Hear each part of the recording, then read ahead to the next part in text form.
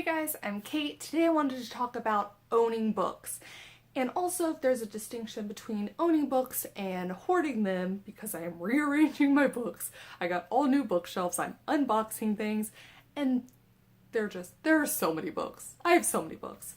I bought an entirely new 5-shelf bookcase and filled that. Still have bookses in the box. Bookses in the box? Still have books in the box. I know some booktubers have discussed the joy of owning books, and I'll link their videos down below and their discussions of it, but I think it kind of brought up this like library versus buying books, and I do both. So I kind of just want to get into the discussion of like why I buy a book. Why do I buy a book as opposed to going to the library and picking it up? So I'm looking at all of these books I own as I'm trying to put them back on my shelves, and I'm realizing that I don't know that I've even read half of them. And I have a lot of books, okay? Like, I think I have a problem. I think I have a problem. That's for a different video. Maybe it's for this video. Who knows?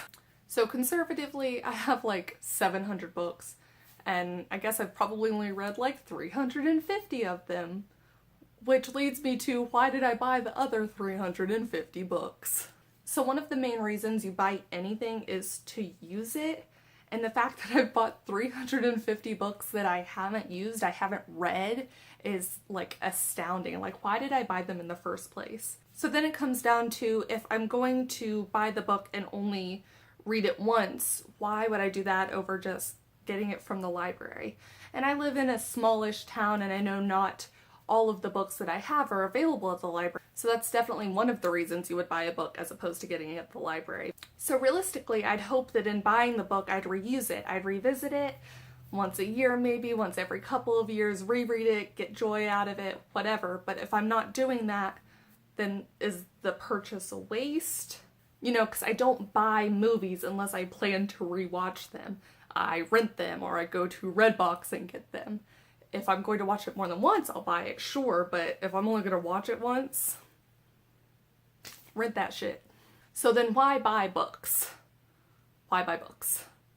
As I'm sitting behind just two of the little mini bookcases of books I have bought. So the first reason I kind of already hinted at, which is reuse. If I'm going to read the book more than once, definitely I should buy it. The second reason I buy books, and I think maybe a lot of booktubers end up buying books, is like kind of sort of decoration, like the aesthetics of seeing a bookcase full of books and just the constant inspiration you get from being surrounded by books, and especially as a writer, seeing other people's books that they've written that have made it to the shelves that you hopefully want to be on someday. Like, that's a really cool inspiration to have with you all the time. So the third reason I buy books is to support the artist. They've created something that I want to consume, and I want to give them money for that thing they made.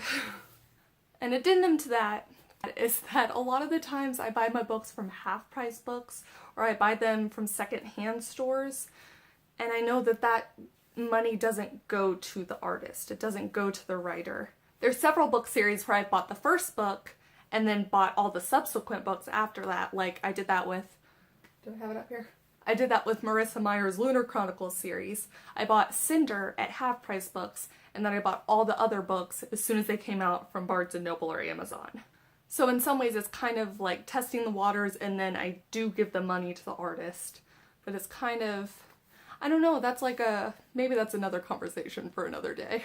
So if I'm getting the book secondhand, then I'm not immediately supporting the artist any more than I am when I go to the library. Which we're circling back around to that, why buy it versus getting it from the library. Maybe a fourth reason to own books is that if they've made a huge impact on you, like I have the Harry Potter series under here, and that was such a huge part of my childhood and my life, and I can't imagine ever not owning a copy of the Harry Potter books. So in that case, it's not just for the aesthetics or to reread, it's even more than that. It's for nostalgia, and it makes me happy, and it's all kinds of other things that you couldn't really quantify or put into a number. I don't really know where I'm going with this. I know that I walk into a bookstore and I see the books and I read the back cover and I read the inside cover and I look at the price and I think, yes, this story is absolutely worth the price they're asking me to pay, so I buy it. That is all the thought process that goes through me buying a book. I don't think about all the other books on my TBR that I haven't read when I'm faced with this new, exciting book that I also haven't read, but like, it's so pretty in the bookstore. I go in there and I buy it because I have plans to read it eventually, but I don't know when eventually is. I'm looking at you, Heartless, which I bought because I loved the Marissa Meyer Lunar Chronicles series, and I heard amazing things from booktubers, and I saw great things on Goodreads, and I was like, buying that book. And I cannot for the life of me explain why I haven't read it yet. Just that I haven't. I think I'm just talking in circles at this point. But when I've complained to my dad that I spend a lot of money on books that I haven't read yet, all he tells me is that there are much worse things to spend your money on than books. So, you know, there's that. So what about you? Why do you buy books? What makes you go into a bookstore and decide to buy it? How many books do you own that you haven't bought? No, you bought them, so you own them, obviously.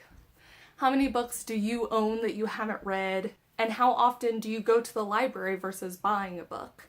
And what's the deciding factor in buying a book versus getting it from the library? I have a lot of questions. This doesn't even get into owning a hard copy of it versus owning it on Kindle or any other tablet. So that's like an entirely different ball game. And if you know anything about that too, comment down below and let me know. What are your thoughts? I don't know what this is supposed to be. Alright, thanks so much for watching. Please let me know your thoughts because clearly I have not solidified my own. Thanks for watching. Bye.